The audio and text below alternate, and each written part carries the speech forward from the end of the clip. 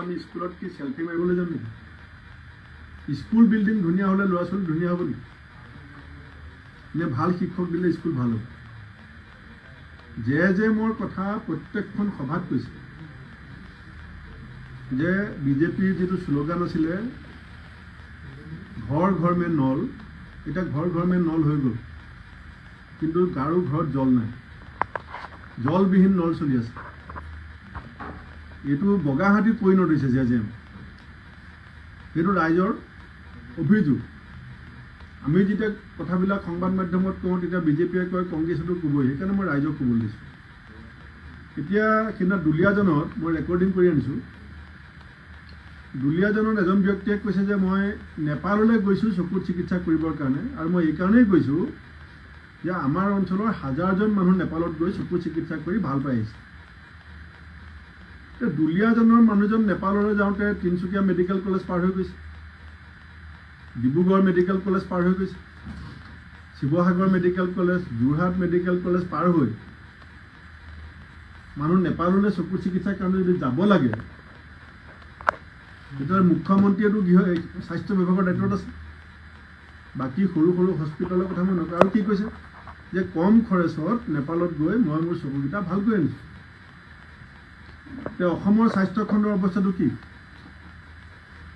এতিয়া স্মাৰ্ট মিটাৰৰ নামত বিল দিয়া দুদিন দেৰি হ'লে লাইনটো কাটি দিয়ে। কিংখঙত চাহ বাগিচাৰ মানুহে কৈছে, মই বাগানখনৰ নামটো লিখি আনিছোঁ, এইটো ইণ্ডিয়া গভৰ্ণমেণ্টৰ এটা কৰ্পৰেশ্যনৰ বাগান। কেতিয়াবা 15 দিনৰ পৰা 3 মাহলৈকে চাহ শ্ৰমিকে মজুৰি নাপায়। চাহ শ্ৰমিকক মজুৰি সময়মতে দিব নোৱাৰে, কিন্তু স্মাৰ্ট মিটাৰ লগাই পেলাই লাইনটো কাটি দিয়ে। এনেকুৱা বহু কথা। খাজানা বৃদ্ধি কৰাৰ কথাটোতো বিজেপিৰ ভিজন ডকুমেণ্টছত নাছিলে। জাতি মাটি ভেটি সুৰক্ষাৰ কাৰণে এটা পৰিৱেশ বনোৱাৰ কথা আছিলে। খাজানা বৃদ্ধি কেনেকৈ হ'ল ৰাইজে সুধিছে। খিলঞ্জীয়া মানুহে আজিলৈকে সোণোৱাল কছাৰী মানুহ 50 বছৰ বাস কৰি থকা ভূমি এতিয়ালৈকে মাটিৰ পতা নাপালে। 70 বছৰীয়া বয়োবৃদ্ধ ব্যক্তিয়ে আমাক অভিযোগ দিছে যে মই 8 বাৰ চাৰ্কল অফিচত যোৱাৰ পাছত মোৰ মাটিৰ কাগজ নহ'ল। আৰু মুখ্যমন্ত্ৰীয়ে কি কৈছিলে যে এসপ্তাহৰ ভিতৰত যদি কাগজ নহয় মোক খবৰ দিব। এতিয়া মই ভিডিঅ' লৈ আনিছোঁ, মই আপোনালোকক দিম, আপোনালোকে মুখ্যমন্ত্ৰীক দিয়ক, এইবিলাক প্ৰশ্ন সোধক। মুখ্যমন্ত্ৰীয়ে মানে সদায় কৈ আছে বা কেবিনেট বৈঠক অনুষ্ঠিত কৰি বিষয়টো আলোচনা কৰা হ'ব বুলিও কৈছে। হাই কমিশ্যনৰ পাকিস্তান হাই কমিশ্যন হিমন্ত বিশ্ব শৰ্মাই চতুৰ যিটো পুৰণা কৌশল, যে কি ধৰণে সাম্প্ৰতিক আটাইতকৈ গুৰুত্বপূৰ্ণ বিষয়বোৰ তল পেলাই ৰাখিব পাৰি, তাৰ কাৰণে তেওঁ নিত্য নতুন কিছুমান কৌশল অৱলম্বন কৰে।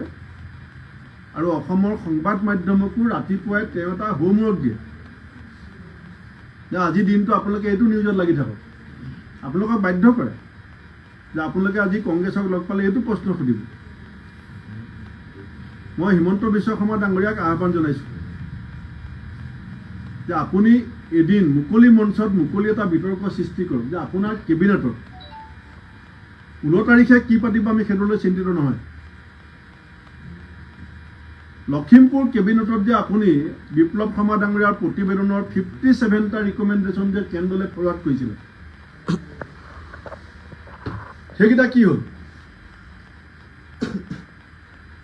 2019 চনৰ জুলাই মাহত বিপ্লৱ শৰ্মা কমিটি গঠন কৰিছিলে কেন্দ্ৰীয় গৃহ মন্ত্ৰালয়ে।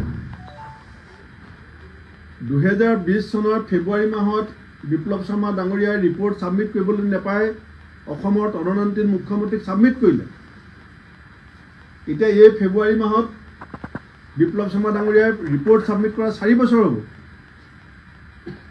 যেতিয়া শিৱসাগৰত 30টা জাতীয় সংগঠনে আন্দোলন কৰিলে, আলফাই যেতিয়া 25 জেগাত বোম দিলে, নিজৰ পৰিয়ালৰ কেলেংকাৰী যেতিয়া চাৰিওফালে ফাটি চিটি গ'ল, তেতিয়া হঠাৎ বিপ্লৱ শৰ্মা ডাঙৰীয়াৰ প্ৰতিবেদনলৈ মনত কৰি পেলাই লৰা ঢপৰাকৈ আউট অফ 67 ৰিকমেণ্ডেশ্যন 57 দিল্লীলৈ পঠাইছোঁ বুলি কেবিনেটত সিদ্ধান্ত ল'লে।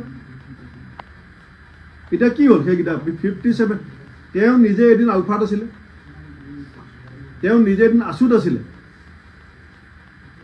এসময়ত আলফাত আছো বুলি কৈ গৌৰৱবোধ কৰা হিমন্ত বিশ্ব শৰ্মা ডাঙৰীয়া মুখ্যমন্ত্ৰী হৈ প্ৰথম যেতিয়া পতাকা উত্তোলন কৰিছিলে তেতিয়া আলফাই অসম বন্ধ দিয়া নাছিলে, বোম ফুটোৱা নাছিলে। সেই কথাটোও মুখ্যমন্ত্ৰীয়ে নিজৰ বক্তব্যত ৰাখিছিলে। এটা পৰিৱেশ বনাবলৈ চেষ্টা কৰা হৈছিলে যে শান্তি আলোচনা হওক, আৰু আমি সদায় সমৰ্থন কৰিছোঁ কংগ্ৰেছ। কিয় আলফা সমস্যাটো সমাধান কৰিব নোৱাৰে? প্ৰাক্তন আলফা যদি মুখ্যমন্ত্ৰী হোৱাৰ পাছত আলফা সমস্যা সমাধান নহয় কেতিয়া হ'ব?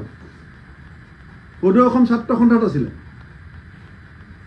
নিজে কয় যে মই প্ৰফুল্ল মহন্তৰ প্ৰেছ ৰিলিজবিলাক পেপাৰ টিভি এৰিয়াত গৈ গৈ বিলাই ফুৰিছিলোঁ। প্ৰেছ ৰিলিজবিলাক মই বিলাওঁ চাইকেল লৈ। এতিয়া আছুৰ প্ৰেছ ৰিলিজ বোলোৱা মানুহজন যদি অসমৰ মুখ্যমন্ত্ৰী হয়, এতিয়া আছুৰ আত্মাস্বৰূপ 5 নং দফা 6 নং দফাৰ ৰিকমেণ্ডেশ্যন তেওঁ লখিমপুৰত কেবিনেট পাতি দিল্লী পঠোৱাৰ পাছত আজিলৈকে কেন্দ্ৰীয় গৃহ মন্ত্ৰালয়ে এটা ষ্টেটমেণ্ট কিয় নিদিয়ে? এতিয়া ইনভেষ্টমেণ্ট ছাবমিট পাতিছে, বিদেশী বিনিয়োগৰ কথা কয়। চাম নহয় কিমান বিদেশী বিনিয়োগ আহে। আগতেও দেখিছিলোঁ নহয় বিদেশী বিনিয়োগৰ ইয়াত। আমি ভাল পাম যদি বিদেশৰ সকলো ধনৱন্ত মানুহ আহি পেলাই আমাৰ অসমত তেওঁলোকে ইনভেষ্ট কৰে। ইনভেষ্টৰসকলক যদি আমাক সুযোগ দিয়ে আমিও গৈ পেলাই ফুলৰ গামোচা পিন্ধাম ইনভেষ্টমেণ্ট কৰাৰ পিছত। কিন্তু মই যদি অসমৰ মুখ্যমন্ত্ৰী হ'লোহেঁতেন, মই হিমন্ত বিশ্ব শৰ্মাৰ দৰে বিলাস ভ্ৰমণ কৰিবৰ কাৰণে এটা সুযোগ বিচাৰি এই ধৰণে দেশৰ পইচাৰে নিজৰ ৰাজ্যখনৰ পইচা খৰচ কৰি ইমূৰৰ পৰা সিমূৰলৈ নগৰিলোহেঁতেন। প্ৰথমতে বিজেপিৰ শ্লোগান কি আছিল? Vocal for local. What does it mean vocal for local? স্থানীয়ভাৱে সংস্থাপন সৃষ্টি কৰিব পৰা অসমত যিমান সুযোগ আছে, মুখ্যমন্ত্ৰীয়ে বুকুত হাত দি ক'ব পাৰিব এতিয়া 36,46,000 ৰেজিষ্টাৰ্ড আনএমপ্লয়ড আছে অসমত। ক'ব পাৰিব মুখ্যমন্ত্ৰীয়ে যে মই 36,46,000 চাকৰি দিম। তেওঁ ক'ব পাৰিব যে ইনভেষ্টমেণ্ট ছাবমিটৰ জৰিয়তে মই 36,46,000 সংস্থাপন দিম।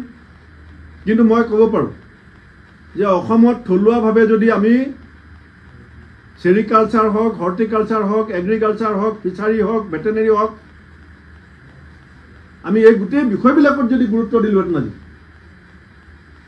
গাঁৱৰ মানুহখিনিক যদি আমি অৰ্থনৈতিকভাৱে বিকশিত কৰিবৰ কাৰণে কিছু সুযোগ আৰু সুবিধা আৰু প্ৰশিক্ষণ যদি দিলোহেঁতেন, এই কথা মই দি ক'ব পাৰোঁ, এখন চৰকাৰে যদি আন্তৰিকতাৰে চেষ্টা কৰে এটা বছৰৰ ভিতৰত অতি কমেও 10 লাখ মানুহক থলুৱাভাৱে সংস্থাপন কৰাৰ সুযোগ আৰু সুবিধা অসমত আছে।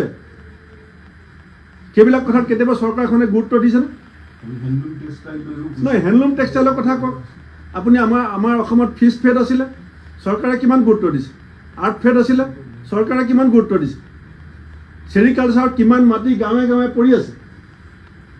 1250 টকা যে দিয়ে এটা আত্মসহায়ক গোটক এখন চেৰিকালচাৰৰ ফাৰ্ম চমজাই দি চৰকাৰে প্ৰশিক্ষণ দি পেলাই যদি চেৰিকালচাৰত উৎকৰ্ষ সাধন কৰিবৰ কাৰণে ব্যৱস্থা গ্ৰহণ কৰে, সেই অঞ্চলটোৰ মহিলাসকল আত্মনিৰ্ভৰশীল হ'ব পাৰিবনে নোৱাৰে?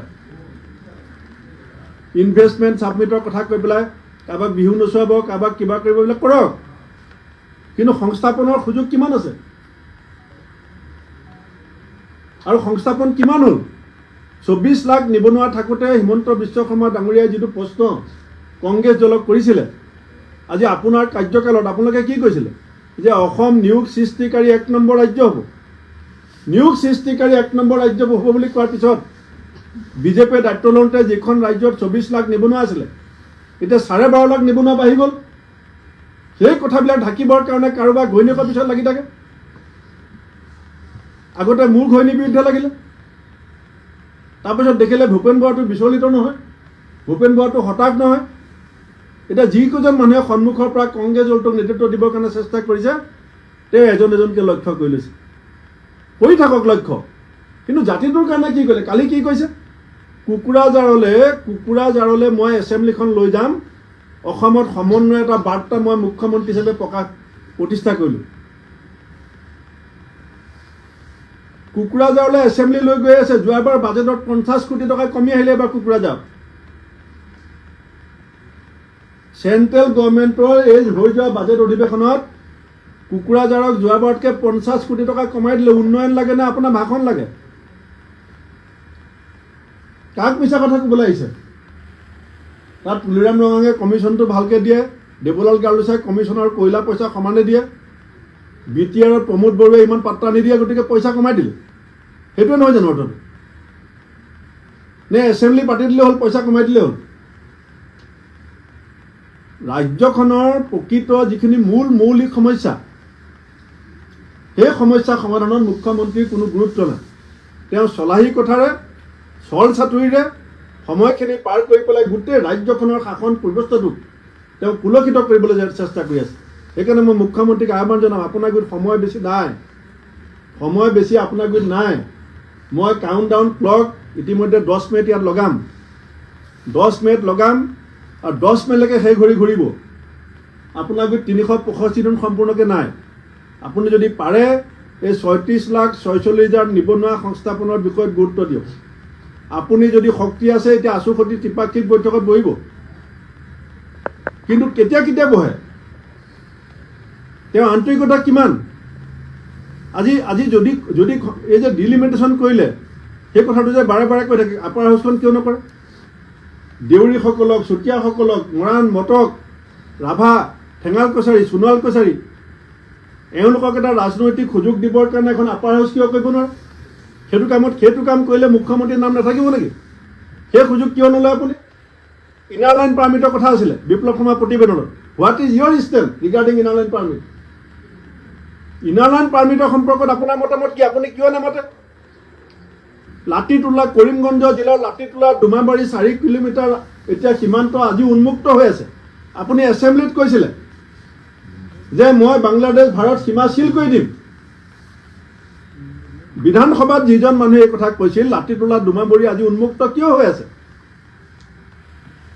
গতিকে মৌলিক সমস্যা অসমৰ সংবাদ মাধ্যমকো মই বিনম্ৰভাৱে অনুৰোধ কৰিম, মুখ্যমন্ত্ৰীয়ে বিচাৰিলেও সেই চকীখনৰ মৰ্যাদা আৰু সেই চকীখনৰ শক্তি আৰু সামৰ্থ্যৰ প্ৰতি লক্ষ্য ৰাখি আমি এই মানুহজনক ইছ্যু ডাইভাৰ্ট কৰিবৰ কাৰণে সুযোগ দিব নালাগে। বিজেপিৰ ভুলবোৰৰ সহায় লৈ কৰবাৰ আপুনি গৌৰৱ গগৈ ডিফেণ্ড কৰিছে। বিজেপিটো ৰাষ্ট্ৰীয় নিৰাপত্তাৰ কথা আছে, কৈ দিলেই হ'ল যে বস্তুখিনি ৰাষ্ট্ৰীয় নিৰাপত্তা বিষয় চোৱাৰ দায়িত্ব অসমৰ মুখ্যমন্ত্ৰী নেকি? National security is not subject of the state government. আপোনাৰোতো দায়িত্ব আছে ৰাষ্ট্ৰীয় নিৰাপত্তাৰ কথা। গৌৰৱ গগৈ ডাঙৰীয়াই স্পষ্টীকৰণ দিছে আপোনাক। গৌৰৱ গগৈ ডাঙৰীয়াই স্পষ্টীকৰণ দিছে, মুখ্যমন্ত্ৰীৰ এই কামবিলাকৰ জবাব লাগিব। কোনোবা এটা চেনেলে মুখ্যমন্ত্ৰীক হুৰাই প্ৰচাৰ কৰি থকা আমাক ক'বলগীয়া নাই। আমি TV চেনেল খুলিবও নোৱাৰোঁ, পেপাৰ উলিয়াবও নোৱাৰোঁ, আৰু আমি ইমান প্ৰচাৰ আশাও নকৰোঁ। কিন্তু অসমৰ মুখ্যমন্ত্ৰীক বিৰোধীৰ সভাপতি হিচাপে এই কথা সোধাৰ মোৰ অধিকাৰ আছে। সেই অধিকাৰ মোক অসমৰ ৰাইজে দিছে, আৰু এই প্ৰশ্নৰ উত্তৰতে অসমৰ ৰাইজক দিব লাগিব। আৰু প্ৰশ্ন সোধা গণতন্ত্ৰৰ অধিকাৰ বিৰোধী আছে। চৰকাৰে গণতন্ত্ৰৰ উত্তৰ দিবলৈ বাধ্য আৰু উত্তৰ দিব লাগিব।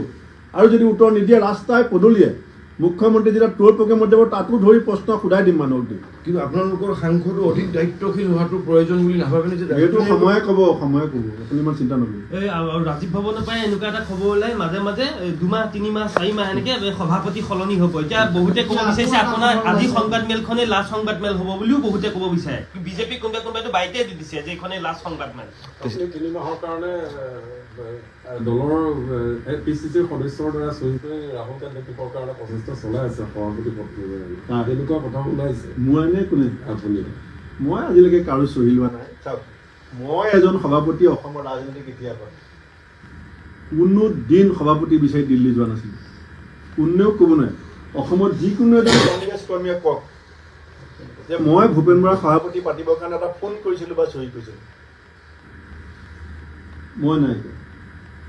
আৰু মই মোৰ নেতাক কৈ থোৱা আছে যে মোক সভাপতি অপসাৰণ কৰিবৰ কাৰণে আপোনাৰ এটা হোৱাটছআপ মেছেজেই মোৰ কাৰণে চাপিছে। সেইকাৰণে মই কেইদিন সভাপতি থাকিম ডাঙৰ কথা নহয়। সভাপতি এটা পদ নহয়, সভাপতি এটা দায়িত্ব। PCC president post is a great responsibility আৰু এটা সুযোগ, opportunity to serve the people of the state.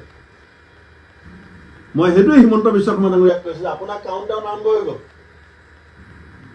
আপোনাৰ কাউণ্টডাউন আৰম্ভ হৈ গ'ল। মই ইয়াৰ পৰা সেইদিনা উঠি যাম যিদিনা জনতা ভৱনলৈ যাম, আপোনাক কৈ দিম।